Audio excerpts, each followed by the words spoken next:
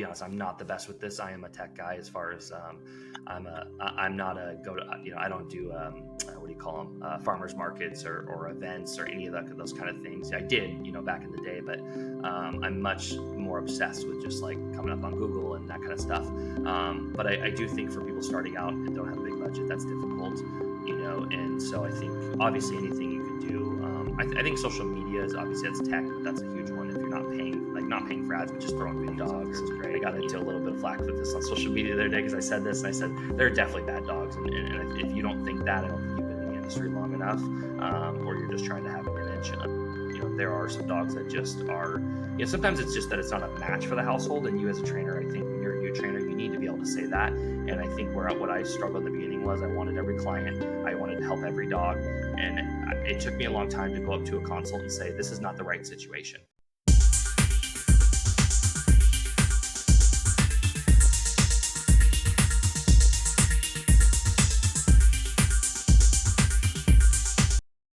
Hi, everybody. So I'm Lianne Shinton from Automation Dogs, formerly Pet Biz Experts. We recently rebranded, and I'm so excited because Spencer Bowman is visiting us today. How are you, Spencer?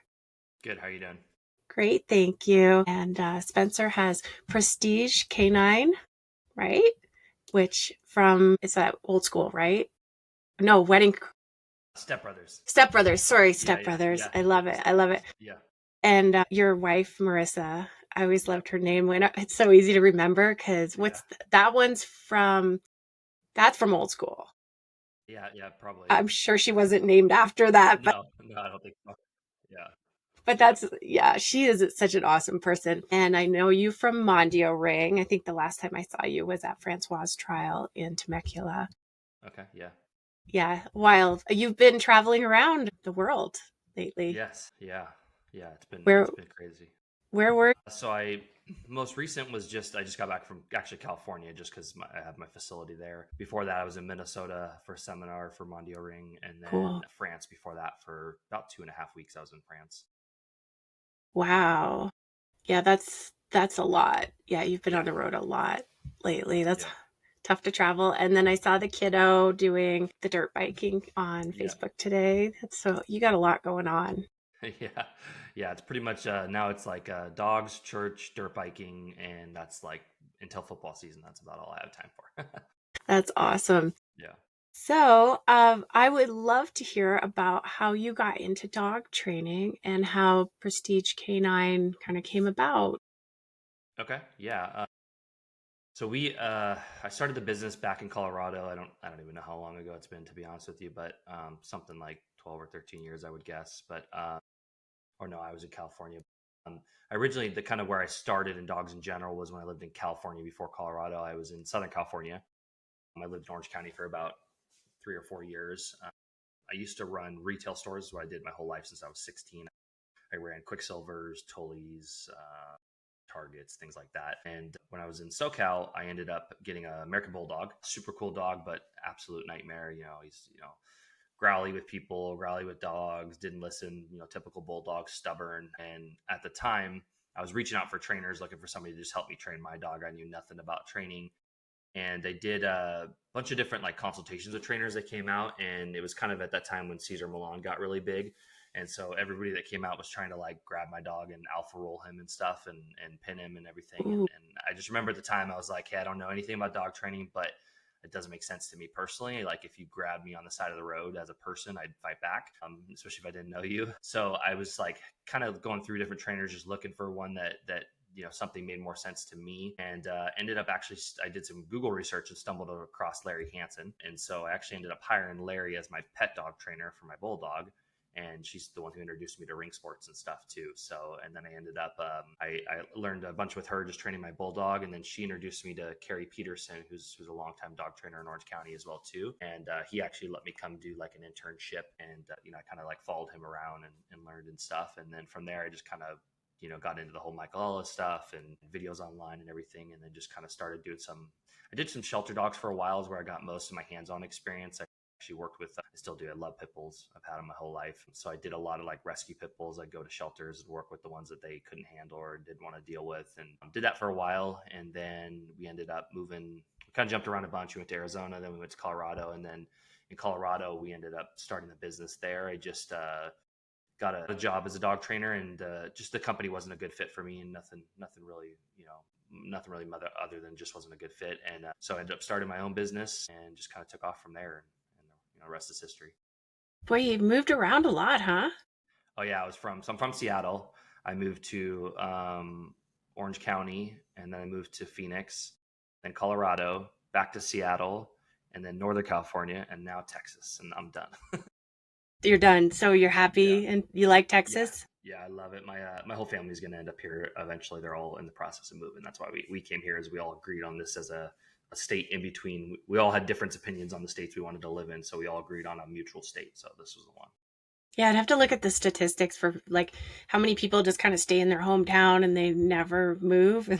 I've Yeah, changed countries. I'm yeah. from Toronto to Vegas to San Diego, and now I live on the road in my RV. So right now I live in Flagstaff, Arizona, and it's 74 degrees in the middle of Yeah, that's awesome. July. It's amazing. Yeah, So that's awesome. I digress though, but my podcast is generally about helping dog trainers with the business side of things. And you're an amazing dog trainer, amazing decoy. I see you on Facebook with like ideas. You seem to be a very creative person and you're not afraid to try things and put yourself out there. So, like, I'd love to just pick your brain on some tips and tricks. I think we talked a little bit earlier about sometimes dog trainers don't put effort into learning about business.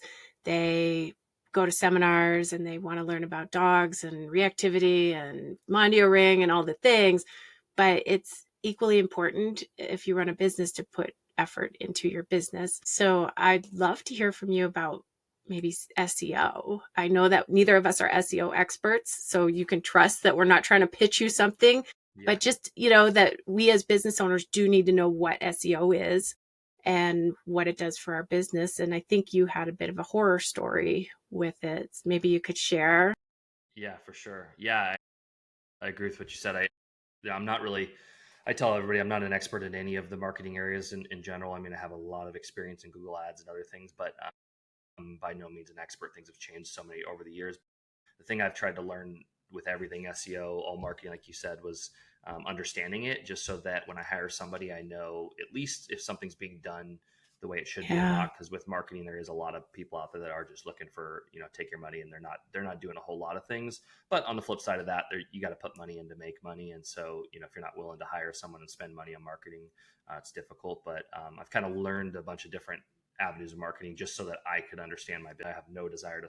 I don't sell marketing services. At one point, I thought about it. I have no desire to do that ever again. Not my thing. I'll leave it up to you experts that do that stuff. But yeah, so with SEO, it's an interesting one for me because it's something that I've always been super interested in understanding because it's obviously like the number one way to get long-term results for your Mm-hmm. business. And now it's drastically changed.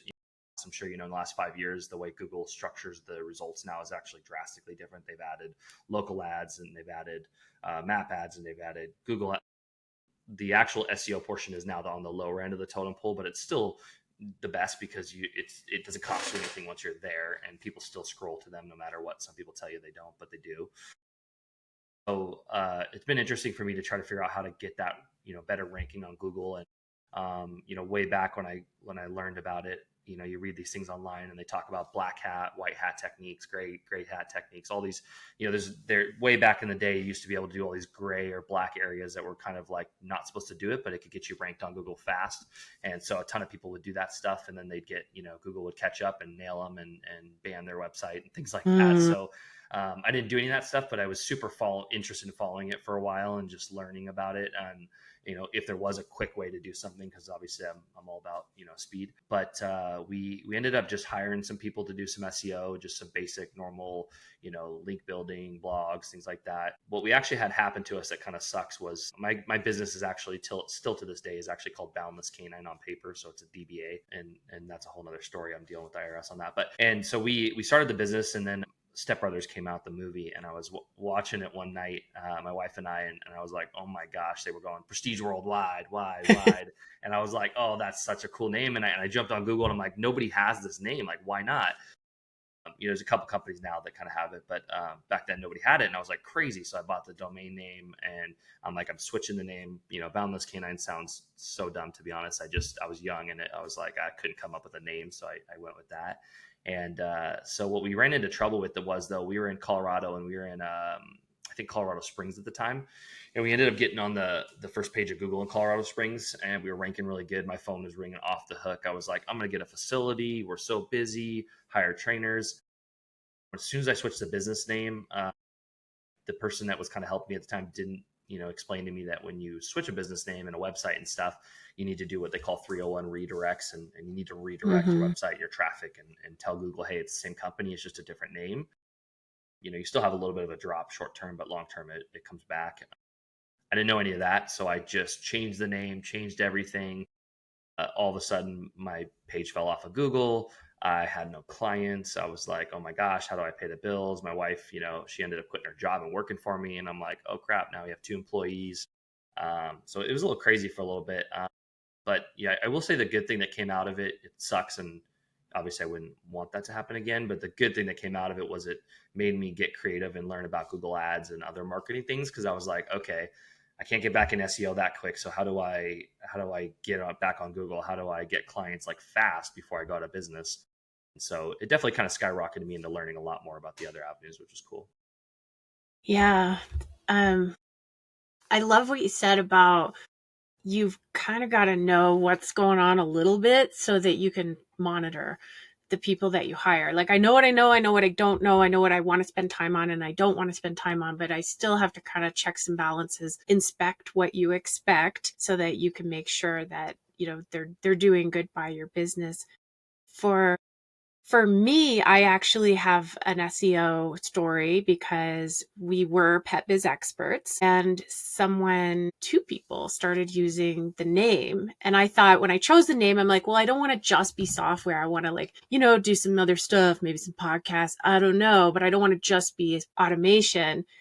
And so I thought, well, Pet Biz Experts is a good name. And there was Pet Biz Insurance and other names. So I was already kind of competing against those in the SEO space. It wasn't a vacant space. So that was like my first mistake. Then, yeah, two people started using the name and they were doing the same thing as me, offering like software. So I'm like, it's ridiculous for me to try and fight them. And so I ended up just renaming, and finding a new name was really crazy because there's so many squatters now sitting on URLs and Oh yeah, domains out there.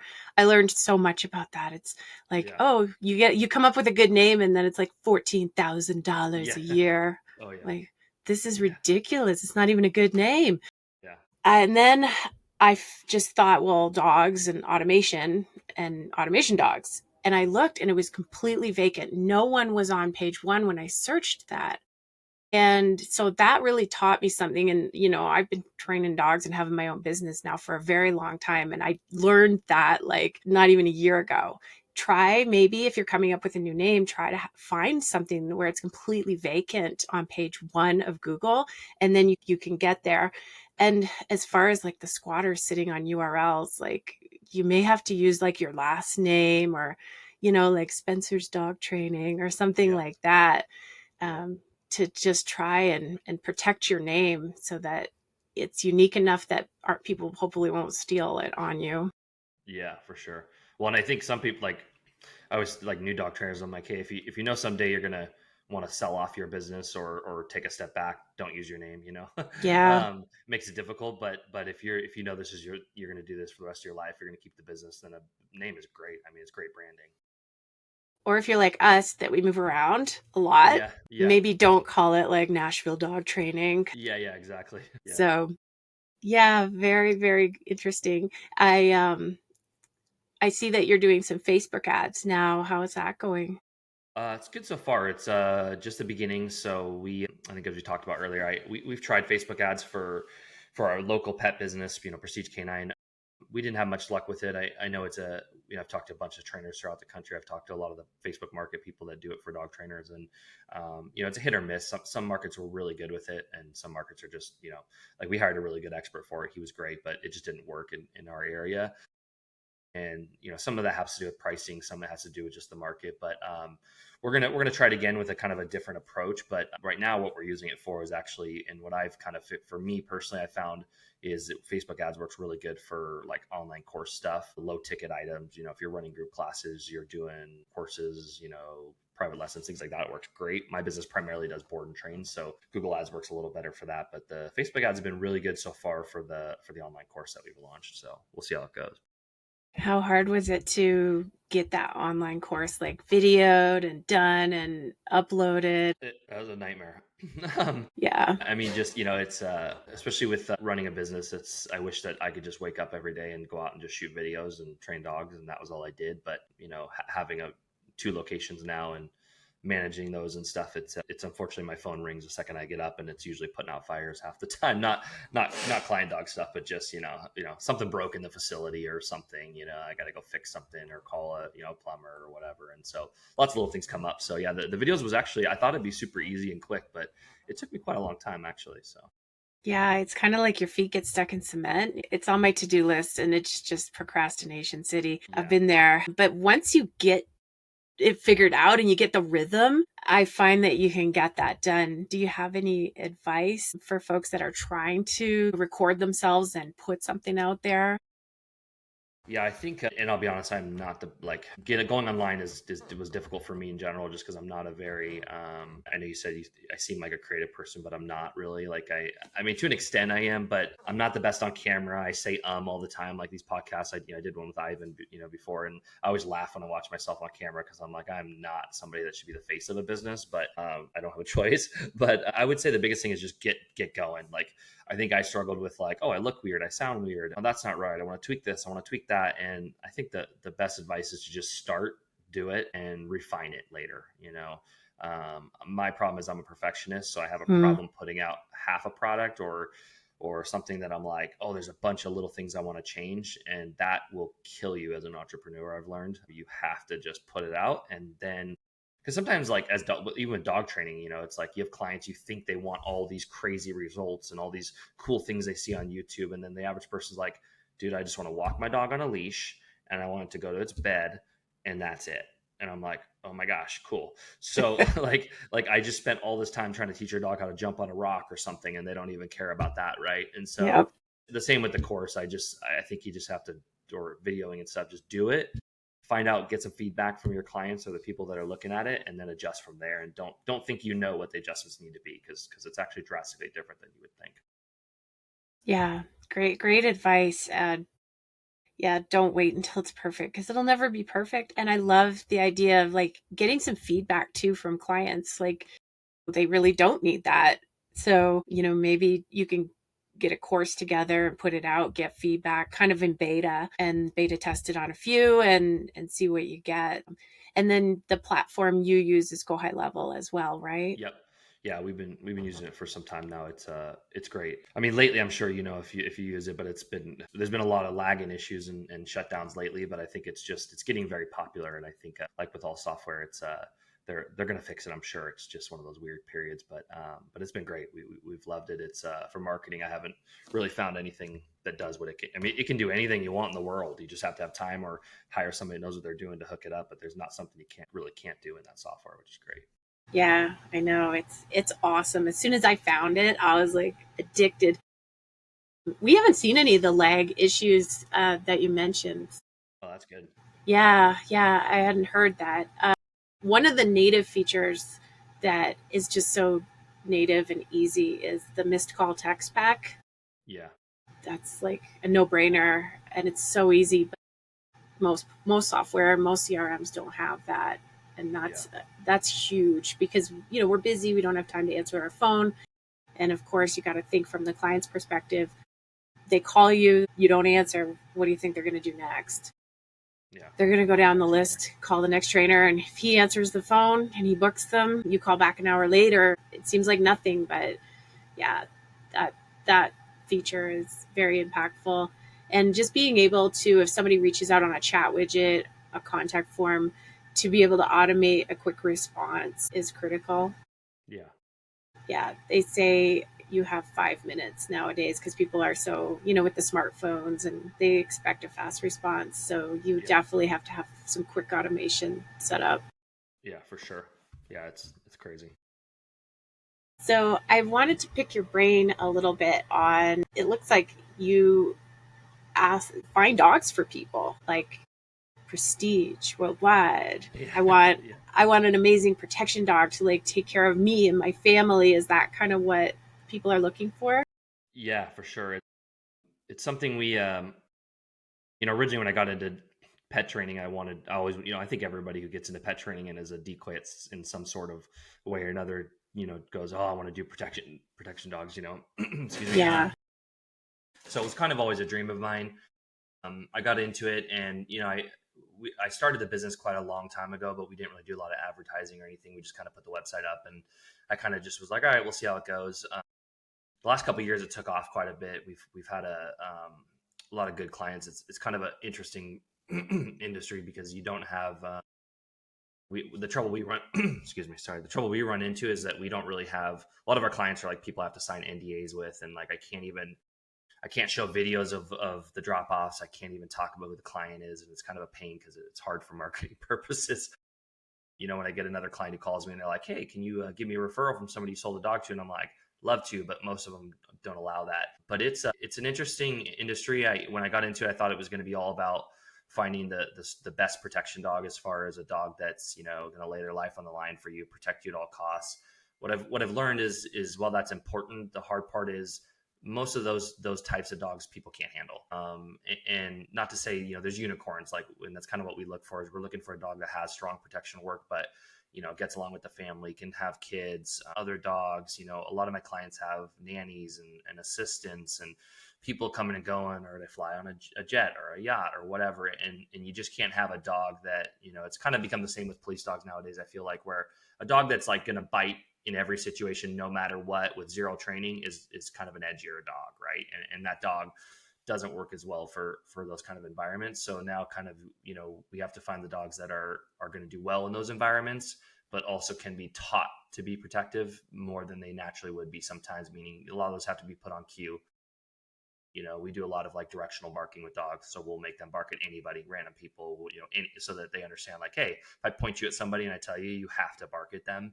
It seems little and it's something easy trainers can teach, but it's super important because I don't want the dog to bark at everybody and everything and be kind of weird, but I want the dog to do it if I tell them to instantly, so that hopefully they can fend that person off and not even have to deal with the protection side of things. But it's a difficult industry. I enjoy it, but I took a break for about 2 years, I think, from it, just because it was difficult with the clients. You deliver like, honestly, we delivered a few dogs that were probably some of the easiest working dogs I think I've ever seen, as far as they were super good in the house. Like my kid could crawl all over them, like just incredible temperaments. And then a week later, I get a phone call. Oh, the dog is like lunging at other dogs. And I'm like, this dog plays with every dog. It has zero reactivity problems. You're probably just letting it get crazy and out of control. It's typical pet dog stuff. Yeah. And I think it was interesting to see that even those high level trained dogs and how long we train them for, they're still going to have the same problems that pet dogs have. And dealing with that side of the client portion of that was probably the most difficult part of our job is the follow-up work and making sure that we iron out all those little issues they're having and stuff, and finding them a dog that will protect, but they can manage it on a day-to-day basis, and not, it's not dragging them down the road. It's not, and as as a dog trainer, it's not even the training half the time. The dog's trained fine. Trainer can grab that dog and show you, but it's just that there's a disconnect between what the owners are telling and explaining to the dogs. Yeah, I can totally see that. I've definitely had families where I go out and I'm training the nanny, and it's really tough on the poor nanny. Yeah, you're kind of set up to fail. So, what kind of things would the dogs need to do? Is it different for different people? Like, would they go, if I'm like, oh, I don't know if somebody's in my house, go check, flirty. And then she would, search and make sure we're good, or, kill somebody or whatever she got to do. Or do they stay with the person? Yeah, so every typically, like, all of our dogs come standard with just your general protection stuff, bark, bite, out, that kind of stuff, and then we try to tailor every dog for each client, because what I find is like some of the stuff, like searching a house, like you're talking about, 9% of my clients don't need or want that, and every once in a while I have a client who does, And so we keep all the dogs with standard protection training. And then when we talk to the client before they purchase, it's like, okay, what are you looking for? What are your goals? What do you need for protection? And we're also looking at the type of dog too. Like some of my clients need what I would consider a little edgier of a dog. That's like, if they're a high profile client, it's like, okay, I need this dog to react much quicker than the average dog, then we'll sell them a different dog versus somebody who's like, look, I have no security concerns. Like I have some clients that honestly buy them it's like a sports car for them. They're like, I want a cool big German Shepherd Yeah. that looks cool, but I want my kids crawling all over the dog. I don't even really want the dog to do protection work. I mean, it's cool that like I'll even show them on drop off, and they're like, that's cool. You don't need to show me again. I just want to see its obedience now. And so every dog we try to custom tailor to each individual client and what they need. For the most part, our rule of thumb is we do try to keep the dog with the owner. I tell people we're not selling property guard dogs. Like that's not what I sell. I have sold that, and I will if a client specifically needs it. But most of our dogs are meant to be family protection dogs, and I don't want them sending the dog away from them other than to go towards and bite somebody's fine, but they're going to recall them back. They're not going to go pick them up. They're not going to, things like that's just going to put them in danger. And the dog is the first line of defense. They're not going to, if a guy has a gun, dog is only going to do so much. Right. So, they're going to send that dog and then they're going to go call 911 or something.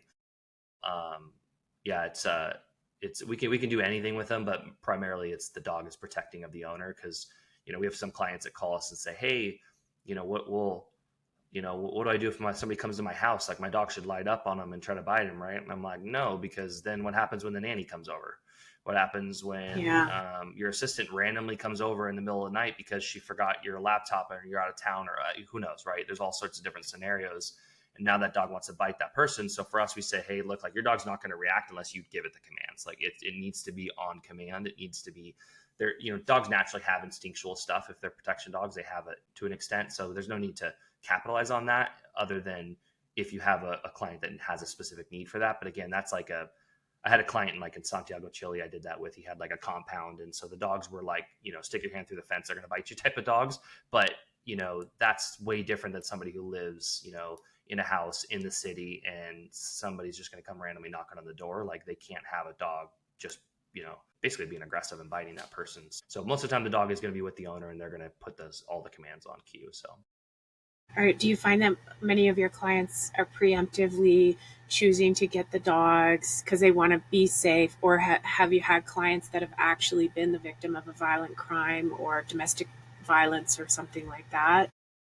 A little bit of both, but I would say majority of it is more clients that just want that like sense of security. Or like I said, we've had a lot of clients that are, it's like a sports card for them. It's collectibles. Yeah. And most of the people that have gone through that have reached out to us have gone through real domestic problems or instances where they've had stuff for the most part. Unfortunately, can't really afford the protection dogs is the downside.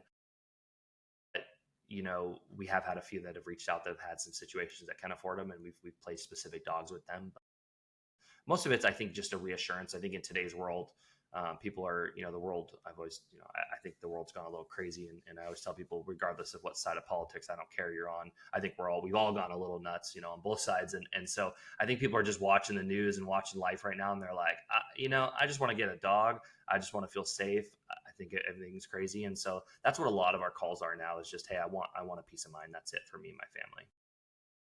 Yeah, definitely. I totally get that. Do you have any stories like of a situation where the dog actually had to help them or made them feel safe in kind of an ugly situation?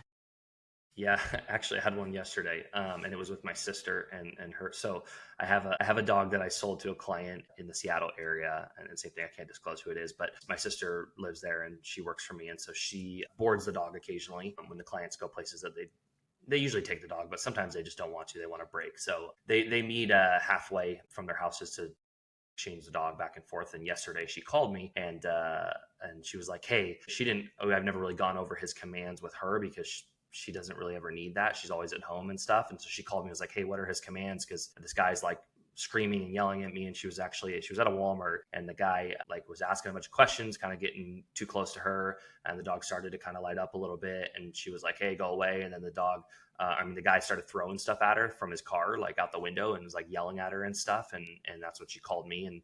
And then luckily, right when it started to get a little bit, she called me and was like, "Hey, what are the commands?" And the guy was throwing stuff. The owner of the actual dog showed up, and the guy drove off because another car pulled up. Luckily, so which honestly would have been better anyways that she pulled up because she knew all the commands and how to handle those situations better than my sister does. So, but yeah, it was interesting Yeah.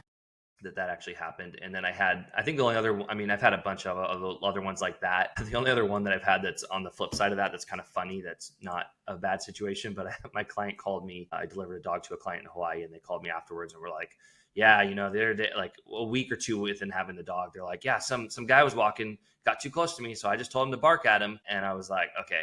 It was like in the middle of the day. The guy wasn't even talking to my client. I'm like, okay, like careful, like you can get sued, like don't be lighting the dog up on everybody for no reason. And she was like, it was so cool. And I'm like, yeah, don't do that, please. But it was funny because she's like, oh, okay, great, now I know he can do that randomly. But I'm like, that's not, don't do that. It's for when you're actually in need of, or there's an actual threat. So Yeah, I guess sometimes when we love the dog so much, we're like, oh, that's so cute. He's so cute. yeah, But we know the lethal side of what that also yeah, can do. yeah. So you mentioned that there's like the non-disclosure element. I've definitely worked with celebrities who, flew their private plane in and gave me their dog and everything, but I never had a non-disclosure. Is that because they don't want people to know that they have like a dog? Is it a liability issue? Like, Exactly. Yeah. Yeah, most of them just don't want people to know that that's a protection dog, basically. Now, some of them I think it's liability. The other ones, some of them it's not. I don't think they care about the liability. It's more just the people knowing. Like I have one client specifically, like I was really hoping to use this person as a referral, and do like a whole video YouTube series on the client and stuff. But that person just said, hey, they're actually a lawyer, so they were like, I don't care about the liability, I can handle that. But it was more that their threat level was a little higher, and they have some people that are definitely kind of looking to cause some problems, and they don't want, I guess I would want the people to know maybe, but they didn't want people to know that dog was, right. specifically for that reason, I guess, for whatever reason. So yeah, we've definitely had a lot of those cases. And some of them are actual NDAs, and some of them are more just, hey, I don't want my stuff being out there, so I just like, okay, no problem, I'm not, handshake, I'm an old handshake kind of guy too. I don't disclose that stuff. That makes good sense. Yeah. And then, like, do you breed the dogs or do you source the dogs? Yeah, so a little bit of both. Most of the time I don't breed them, just because I obviously breed Malinois mostly. I know there's a lot of companies that sell a ton of Malinois. I just don't. I'm not I don't like it. We do sell some Malinois, and I've actually sold one that it was actually from my dog Lycan. But typically, as a rule of thumb, the Malinois are just an edgier breed in general. They're a lot of energy. Shepherds are a little more stable with the temperaments. And again, there's Malinois that they're unicorns, and they're out there. But I've had situations where I've sold bomb-proof Malinois, and there's problems, that just don't Yeah. happen with a Shepherd. So, breeding Malinois, I just tend to not sell them for that. They only go to dog trainers. Every once in a while we have a Malinois that comes through the breeding program or something that I'm like, this is exceptional. Like I had one that was a daughter of my dog Lycan, and Lycan's actually a pretty aggressive, sharp dog, I would say. And his children are not, for some reason. They're fantastic. It was a female, and she was just incredible. And I actually ended up selling her to an older family, and she was great. Like you could walk the dog on a flat collar. Just incredible. But that doesn't happen very often. So most of the time we're sourcing them. I have some partners overseas that I work closely with that I tend to get dogs specifically from them now, just because I've sourced dogs other places, and I've had too many issues with the dog, arriving and not being what they described or things like that. And a few of these guys I can fly in and look at the dogs anytime I want and stuff. So that's big for me. The other reason I don't like to breed them is I find that, a lot of dogs change, when they're 6 months, a year old, year and a half, like dogs change as they get mature. And when you have a puppy, everything looks good on an 8-week-old YouTube video of a puppy.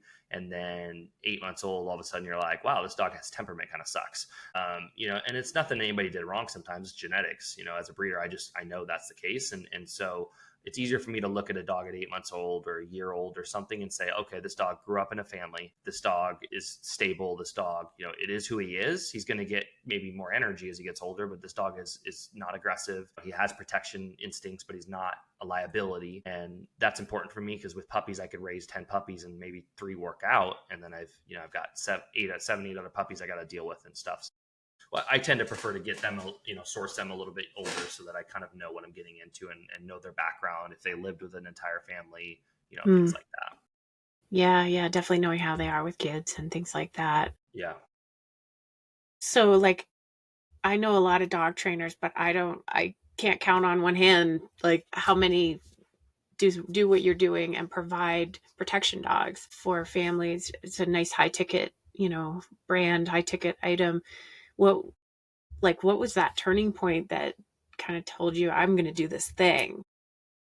Yeah, I think initially, as an entrepreneur, I think it was interesting because the high ticket, like you mentioned. Now, in hindsight, I will say people that want to get into this, it's not as easy as you think, and it's not as much money as you think either. There's a lot of money that goes into buying the dogs, importing the dogs, training the dogs, and then the dogs don't work out sometimes. Health costs, something happen. I mean, it's the price adds. You keep the dog for a year and a half, 2 years, you're feeding it, vet care. It's not cheap, and so. And to do it right, you got to hire enough staff to really do everything correctly, and that's expensive. Initially I thought, oh, great, I'll sell high-end protection dogs, and I learned that wasn't as easy as I thought.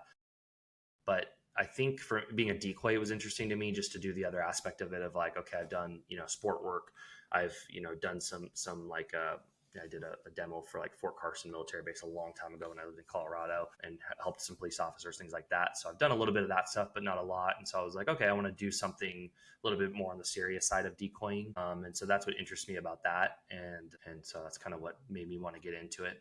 And now I think it's just kind of a, we're known for it a little bit, and we have a business around it, and so we do it. But it's a secondary to my pet business for sure. It's not our. I love the name. The name Prestige Canine. It's perfect for what you do, and it's amazing what you're providing. It's super cool, and like I said, I don't know any trainers personally, and I know a lot of trainers. I don't know any personally that are doing that. So yeah, you're a great resource for folks. And just wanted to shift a little bit. And you mentioned, we talked a little bit earlier about putting, investing knowledge and some money in SEO. And we talked a little bit about Facebook ads. What are some effective like lead generation strategies that maybe don't involve tech? Like boots on the ground, wrap your vehicle, go to vets, like any of your advice there for trainers trying to put themselves out there? Yeah, I mean, I think I'll be honest. I'm probably not the best. I'll speak a little bit on this topic, but I'll be honest. I'm not the best with this. I am a tech guy as far as I'm not a go to. I don't do what do you call them? Farmers markets or events or any of those kind of things. I did back in the day, but I'm much more obsessed with just like coming up on Google and that kind of stuff. But I do think for people starting out and don't have a big budget, that's difficult. And so I think obviously anything you can do. I think social media is obviously that's tech, but that's a huge one. If you're not paying for ads, but just throwing videos up there is great. Going to local pet stores. I mean, I did that in the beginning. There's some companies I've seen around that I never did this, but I think it's a great idea if you're getting started out is doing like yard signs or like people post signs on the, not the telephone poles, but, some poles around town and things like that. I would definitely, I did do events in the beginning, farmers markets, local dog events, things like that. And I do think all that stuff helps for sure. I think for me right now, why I'm not the best with that stuff is we're a big company now. And the return on investment on that stuff for my time doesn't make sense now.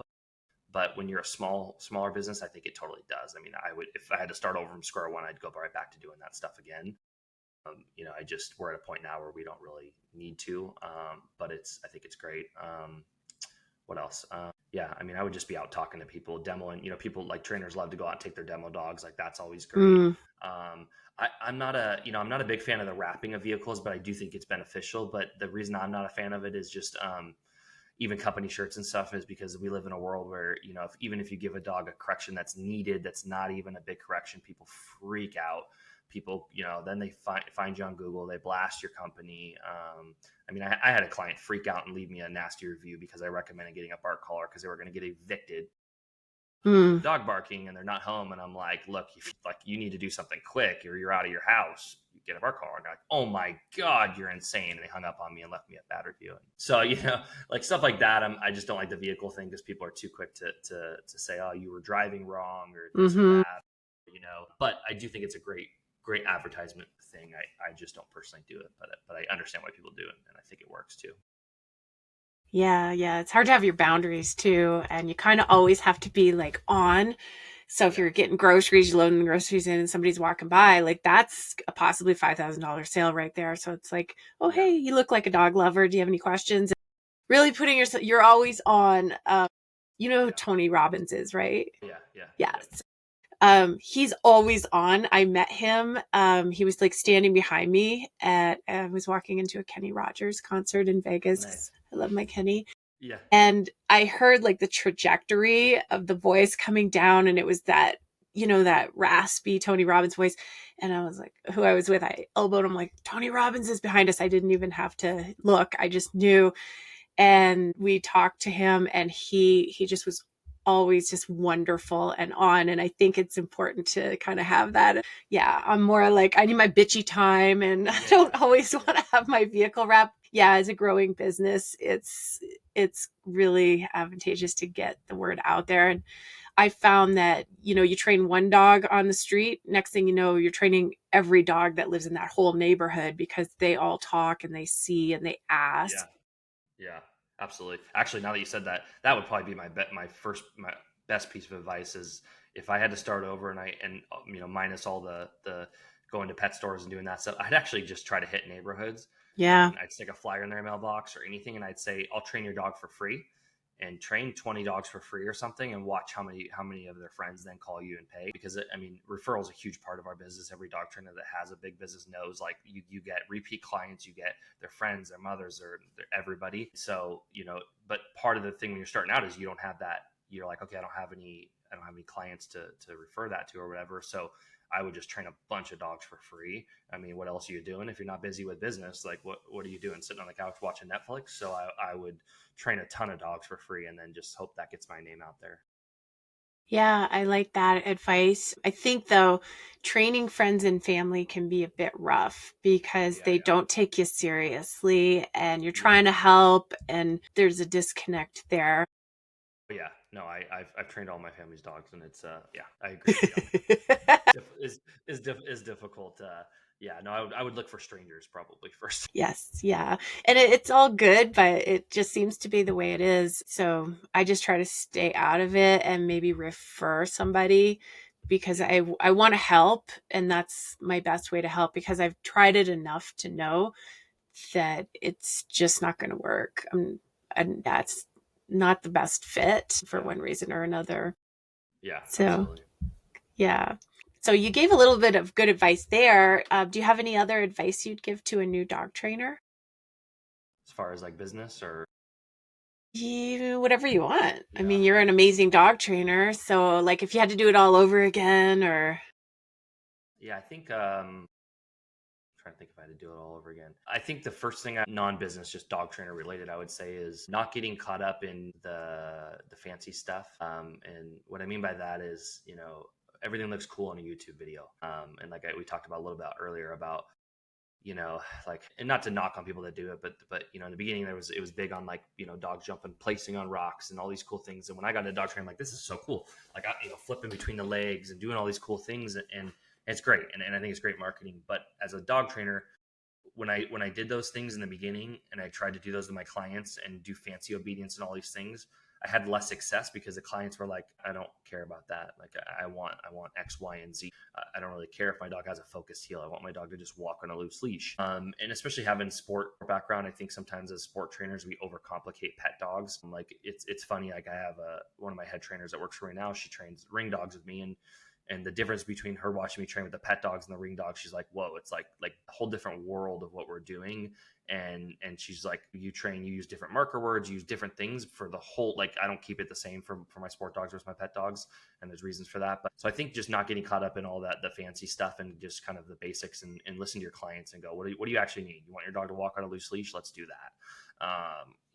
And especially for marketing purposes, speaking to that stuff, like I tried making all those cool videos too, and it looks really cool, but the clients see those and they go, that's cool, but that's not what I need. So just making videos of like a dog walking nicely, a child walking them, or walking next to the family, or holding a downstay in a busy mall, or things like that are much better than the cool, stuff that looks good on a video. So that would be my advice for that portion. As far as business goes, I would say hit SEO now. Don't wait. It's a long game sometimes, especially if you're in a big market and you don't have credibility as far as your website goes yet. So start your SEO immediately. That's what I did my protection business. I started the website years before I even wanted to start the business. And by the time I wanted to start the business, I was already having phone calls. People were like, hey, you have dogs? And I'm like, no, I forgot I even made that website. So doing that's important. And then I would say, Google ads. I think we've talked a little bit about it, but as far as marketing goes, that for me, I think, is the number one marketing for dog trainers. I think Facebook ads can work. I think YouTube, I think all these different marketing things can work, but I think Google ads is, as far as paid marketing, is the number one thing for dog trainers. I mean, I've tried everything, and that definitely turns the most results for me, for sure. But don't be afraid to, find somebody that knows what they're doing with it. But I hear too many trainers go, oh, I can't spend that. If I told people what I spend monthly on my ads, they'd probably throw up in their mouth. So Yeah. It's you're going to have to spend money to make money. There's no way around it, and get comfortable with that, and find a way. If you have to work a couple extra jobs or whatever, get the money to spend on marketing. You're going to need it. Yeah, I mean, there's some things like a vehicle wrap, and it's a lot of money, but in some ways, when you think of the return on investment, you can't afford not to do it. And SEO is definitely one that I, learned a long time ago. It sticks. It's, you're going to be first page of Google. So if you have, but it's not that people are going to look for your specific name. Yeah, they're going to search like puppy training, Orlando, Florida, or whatever it is. So you have to, get on the first page for those things. And yeah, learning about SEO, it can be exciting too for us like techie nerds, just watching and seeing it climb. I wanted to speak on something you said about the videos and like the flashy obedience and stuff. Also, one of the downsides of having like the dogs, they're weaving through your legs and doing backflips and stuff is sometimes then people may expect that. Like, well, how come my dog's not doing the backflips? Yeah. So no, that's not in this basic obedience package Yeah. that you Yeah. signed up with. So Yeah.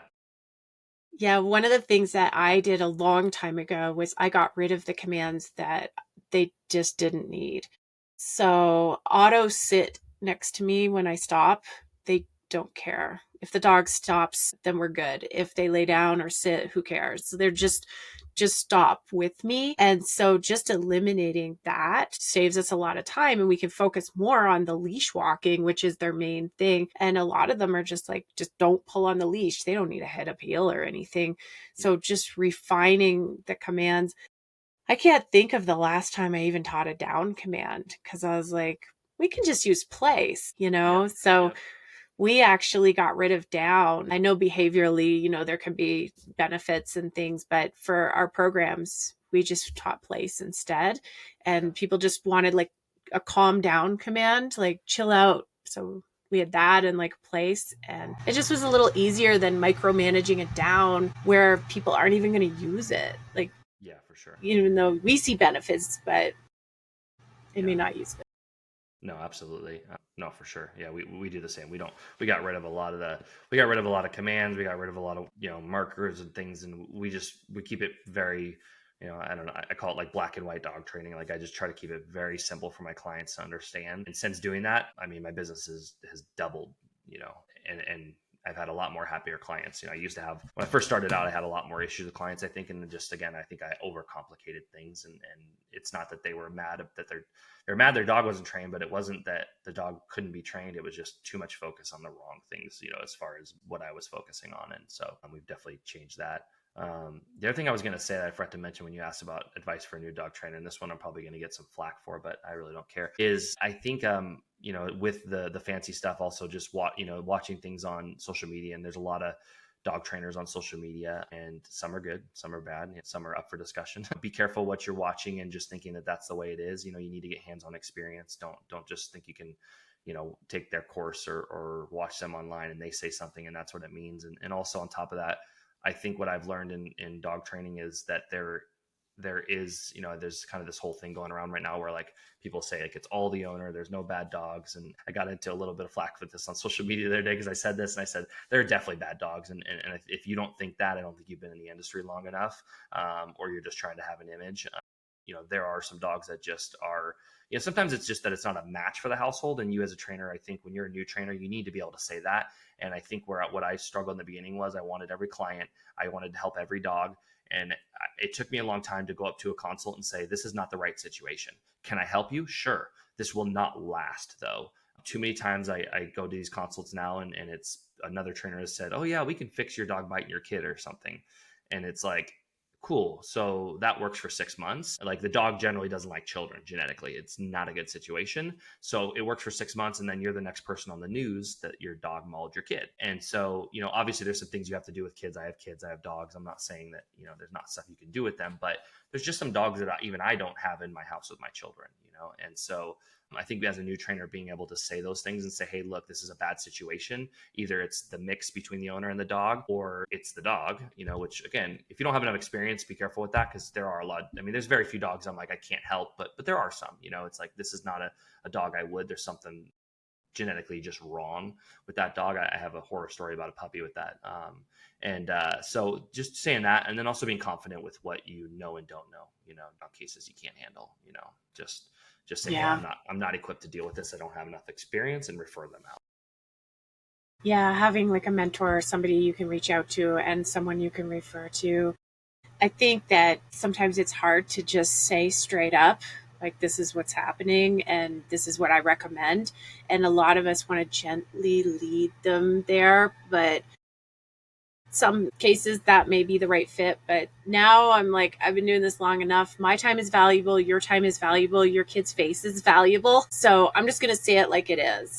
Yeah. And just get right to the point of this dog is in the wrong home, and we will just give the advice we have to give. Unfortunately, it sucks. I do it too with businesses, with dog trainers, because we can see inside their CRM, and I will just call you and say, hey, this is what's going on. You have a big gap here. You're not calling people. And, just say it like it is now, instead of gently leading you to look at the data and listen to the calls. I am here to be your expert and say, all right, not gonna, your time is valuable. I want you to know that your business is hurting right now because you're missing this piece. Yeah. So, No, for sure. Absolutely. That puppy I was saying, so it's a quick story, but I had a little puppy came to me as a Dutch Shepherd puppy. It was maybe like 14, 16 weeks old or something, or maybe even less, like 12. And the client, I did a consult, and this was maybe 10 years ago. And the dog, I showed up to the lesson. They were like, oh, it's aggressive, blah, blah, blah. And I'm like, yeah, it's a puppy. It's a puppy. I'm sure it's biting you, and so I fully showed up with like, okay, it's a working breed. It just needs some better training. This dog was nasty, and this dog was extremely unpredictable, and there was a screw loose for sure. And I ended up just telling him, hey, did you get this dog from a breeder? They said, yeah. I said, send it back. This isn't going to be you're having a family, your wife's pregnant. And they ended up keeping the dog, and they moved away, and they called me and said, hey, we're in this new city, and I'll leave names and stuff out of this, but they were in a city with a really well-known dog trainer. He's a friend of mine. And I gave him the contact. I said, hey, look, I still think you should have got rid of the dog, but if you're going to train, this is the best person I know. They worked with this dog for years and did everything they could. The trainer is a phenomenal dog trainer, but the dog lived in a muzzle its whole life pretty much. And then I got a phone call a couple years later, and it was the guy, and he said, he was crying, and he said, I'm so sorry, I should have listened to you. And I said, what happened? He goes, the dog put my wife in the hospital, almost killed her. And I didn't say I told you so, but in my head I'm thinking that, but I'm like, oh my God, like, I'm so sorry, is she okay? And he's like, yeah, I wish I would have listened to you years ago. You told us this was going to happen. You told us there was something wrong with the dog. And, to see it at that, I didn't believe it at that time that you could see it that young in a dog. I was like, nah, it's a puppy, but there was just something off, so kind of a horror story for me. But that's why I say, I think trainers just have to be okay just stepping away sometimes and saying that this isn't for me, or it's a bad situation. Yeah, when I say tells, family, friends, stories that, I've seen stuff and I had to recommend, euthanasia or whatnot. They're like, Yeah. I thought you loved dogs. Oh, you Yeah. love dogs. So, well, actually, the children are kind of important too. I'm not even that Yeah. into kids, but like, I mean, I want them to be alive. Yeah, So for sure. Yeah, absolutely. it just seems illogical to me, but people like put the dogs up on this pedestal. And like you said, they think no dog can be bad and it's just how they're raised. Yeah. Yeah, some can be in the wrong family. I've definitely had, really sad situations where they come in and maybe it's a little pit bull or something and it's already bit the baby in the face. And I'm like, why am I having to deal with this? Like, do you not love Yeah. your baby? Yeah. Yeah. Yeah. Yeah, for sure. Yeah, Yeah, absolutely. Yeah. it's a different mindset. But yeah, when you're on this side of it, you know what can really happen. And I think, we, we know where it can go and how dangerous it can be. Yeah. Yeah, absolutely. Yeah. Good talk. Good talk. Lots Yeah. of good stuff. I'd like to ask you just a few like fun questions because you said, Okay. you don't love to speak on, speaking's not your super favorite thing. I went to Toastmasters recently Okay. and we did like a this or that game. And it actually forced you to kind of think and talk. So I'm going to ask you some questions, kind of like a lightning round, maybe nothing to do with dogs, just to learn a little bit more about you. So Okay. Cool. let's see, early bird or night owl? Early bird. Really? Yeah. Yeah. 4 a.m. Yeah. Yeah. Yep. All right. Let's see. Ice cream or popsicles? Ice cream. Yeah, it would be wrong to choose popsicle. Yeah. What's your favorite breed? I'm gonna have to say pit bull. Okay. Yeah. What do you think your personality? What breed do you think your personality is most like? Pitbull. That's a good question. I know. I guess I've never really thought of that. Yeah, I think maybe a pit bull. I love them because they're when they're you get good when they're amazing. They're friendly. They're lovable. They're right by your side. But they can be a lot. I'm kind of the same way. When you get to know me, people I kind of have a reputation. People think I'm a jerk, but I'm just a say it like it is kind of person. I just don't sugarcoat things, and I don't talk behind people's back. I just tell them to their face, and I'm the first person. If you're in trouble, I'm the first person everybody calls. But I'm also the last person that you don't cuss at me or my family or something. I get mad really easy. So No, I don't want to get you in trouble with Marissa, but what personality do you think she would be in it if she were a dog? she's got to be like a She's very helpful. Yeah, she's got to be like a lab or a golden Yeah, because like she's a she's golden. like super helpful, super loving, but she's got some drive. Like people don't I don't some people that know her know this, but she can build stuff. She cooks, she trains dogs. I'm not anymore, but she can train dogs. She can do ring dogs. She can. There's nothing she can't do. We always joke about like she took away. For my business to grow, she took a step back and became a parent. And that's what she wanted to do, but she would have been successful in life without me. We just our path went a certain way, but she can do crazy amounts of stuff. So I think she's got the drive of a lab or a golden, but that nice side too. A field golden. Then yeah, Yeah, yeah. exactly. Yeah, She's so helpful because like I don't know what trial it was, but Flirty was doing something. I think maybe Mandio Ring 3 or something. And, she was able to get on the field and she videoed the whole thing like up yeah, close for me. And I think you posted it the other day. It was your escort yeah, and yeah, Flirty was like yeah, looking at your face and you're yeah, like, see ya. yeah, yeah, She's quick too, but yeah, your yeah, speedy little legs got going. yeah, So yeah. Not anymore. I'm old now, but that back then. that's funny. Yeah, that was awesome. I saw my Flirty again. Yeah, She's right here, but yeah, that's she awesome. hasn't she hasn't bitten anybody in a long time. Yeah, how old is she now?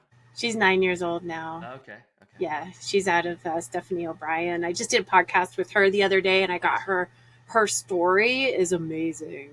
Yeah, Stephanie's great. Yeah, yeah, she's a powerhouse broad. Yeah, I Yeah, love her, and she bred my most perfect one. So yeah, that's awesome. Yeah, she breeds some good dogs for sure. yes. So we're coming to the end of the hour. Could you share where people can reach out to you and how they can find you and your website? Yeah. So my business website's prestigecanine.com, prestigeprotectiondogs.com. Obviously for pet stuff, that's the best place to reach out, but I have an office staff and stuff. So you'll have to get through them first usually. Me personally, the best place right now is I never used to be big on social media, but I'm getting bigger on it now. It's kind of my new thing I'm messing with this whole online course stuff. Instagram is great. Facebook is good. I'm a little more active on Instagram, I'd say. So everything I share is on Instagram, and then it like reshares it to Facebook. So I don't go on Facebook as much, but yeah, DM me on Facebook or Instagram would be a good way to get a hold of me as well too, or through the websites. Are you using the social planner?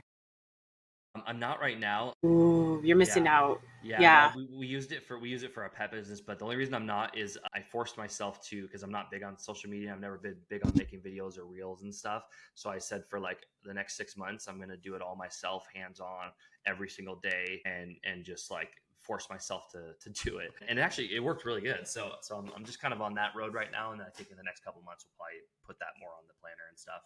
Yeah, well, the social planner, it allows you to post on all the platforms. You just like connect it to your Facebook page and your Instagram page and TikTok and Google and everything. And then one post can go to all of them. Okay, nice. So it makes it a little bit better that way. And the thing that Meta doesn't have that like the Go High Level Social Planner does is you can set a reoccurring post. So sometimes when it's like I don't have time to like make a post, let me just grab an old memory, an old photo and throw it up there. Well, if it's a successful one and you know that it's like getting a lot of views and likes, you could set it to maybe post once a month, once a year, or whatever. Or like July 4th just happened, maybe just set it so every July 4th that post is done forever Okay. and you don't have to worry about all your holidays. So you might want to look at the social Yeah, for planner. sure. Yeah, Absolutely. Yeah, it I know my saves a lot ops of manager time. uses it for the pet business, so I'll probably have her look at that for me too. Yeah, I can help you guys if you need it. It's my addiction. So Can they do it? I thought for some reason maybe why I didn't look at it for me was I thought you couldn't do it to a personal profile. Can you? yeah, you're going to be limited on like a Facebook personal profile, but Instagram you're good. Okay. So you Okay. can post, I think, to your business Facebook page and your Instagram page Okay. and other socials. But yeah, if you have a group or a personal, then yeah, you'll have to do that separately. But at least some of it's automated, and it Yeah. just because I think the big thing about getting out there on social is being consistent, Yeah. being authentic and having your own like cool vibe or whatever, but you've got to keep posting or it's just that's it. Yeah. So Absolutely. Yeah. yeah, well, awesome. Thank you so much, Yeah. Spencer, for Thanks for having me joining on. me. Appreciate it. Awesome. And again, I'm Lianne Shinton from Automation Dogs, and everybody have a terrific day. Thanks for listening. See ya.